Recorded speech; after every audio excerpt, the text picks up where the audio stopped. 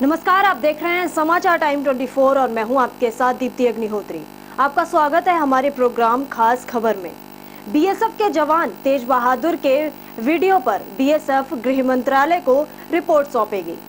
बताया जा रहा है कि जम्मू कश्मीर में तैनात डीआईजी स्तर के अधिकारी ये रिपोर्ट तैयार कर रहे हैं। जवान ने वीडियो में खराब खाने और राशन घोटाले का आरोप लगाया था। वीडियो में तेज बहादुर कहते हैं, देशवासियों, मैं आपसे एक अनुरोध करना चाहता हूं। हम लोग सुबह 6 बजे से शाम 5 बजे तक लगातार 11 घंटे इस बर्फ़ में खड़े होकर ड्यूटी करते हैं। कितना भी बर्फ़ हो, बारिश हो, तूफान हो, इन्हीं हालातों में हम ड्यूटी कर रहे हैं। सोशल मीडिया पर अपने संदेश को डालते हुए तेज बहादुर ने अपील की है कि उसके दर्द को देश समझे। तेज बहादुर ने बात करते हुए कहा, मैंने इस बारे में अपने प्रेजेंट कमांडर से 3-4 बार शिकायत की थी, लेकिन जब कोई सुनवाई नहीं हुई तो मुझे मजबूरन वीडियो डालना पड़ा। 5 राज्यों में आगामी विधानसभा चुनाव में नोटबंदी को एक प्रमुख मुद्दा बनाने के उद्देश्य से कांग्रेस राष्ट्रीय सम्मेलन का आयोजन करेगी। सम्मेलन को जन वेदना सम्मेलन का नाम दिया गया है। दिल्ली के ताल कटोरा इंडोर स्टेडियम में सम्मेलन सुबह 10 बजे शुरू होगा और शाम 5:30 बजे तक चलेगा। राहुल गांधी शाम 5:30 बजे सम्मेलन को संबोधित करेंगे। कांग्रेस नोटबंदी को एक प्रमुख मुद्दा बनाने के उद्देश्य से कांग्रेस मोदी सरकार की गरीब विरोधी नीतियों के खिलाफ इस राष्ट्रीय सम्मेलन का आयोजन कर रही है।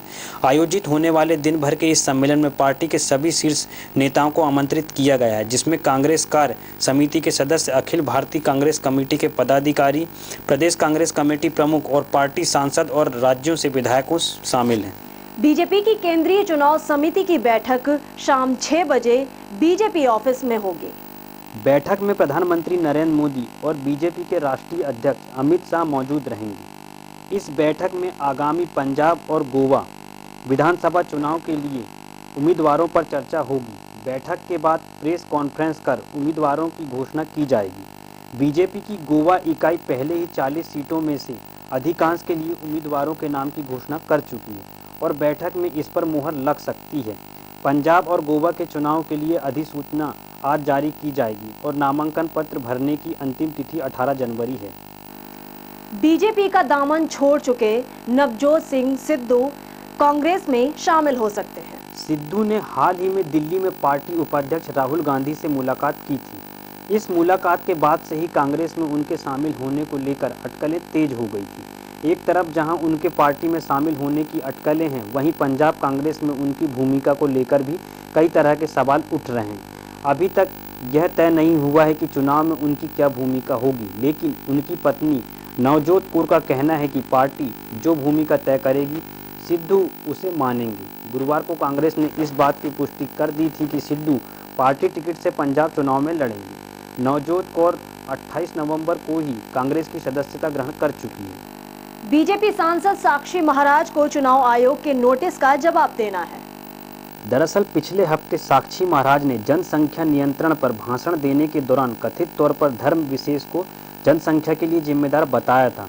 अब उसी विवादित बोल पर साक्षी महाराज को जवाब देना है। मेरठ में संत समाज के बीच 6 जनवरी को बीजेपी सांसद ने कहा था कि 4 पत्नियों और 40 बच्चों की बात करने वाले जनसंख्या की समस्या के लिए जिम्मेदार हैं।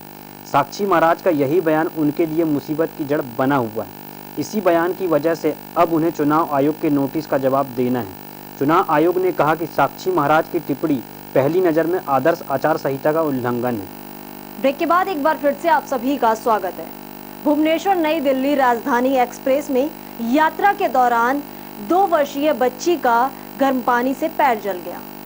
राजधानी एक्सप्रेस के बोगी B9 में यात्रा कर रहे एसके भौमिक की 2 वर्षीय बेटी सॉरी पैर जलते ही चिल्लाने लगी। भौमिक ने ट्रेन में कोई मदद नहीं मिलती देख तुरंत रेल मंत्री सुरेश प्रभु को ट्वीट कर मदद मांगी। रेल मंत्री के ट्विटर हैंडलर ने आंध्रा मंडल को संदेश भेजा गया।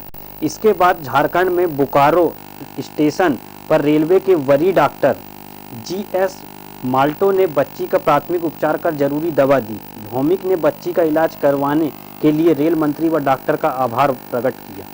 अब वक्त हो चला है छोटे से ब्रेक का। ब्रेक के बाद भी खबरों का सिलसिला जारी है। देखते रहिए समाचार टाइम 24।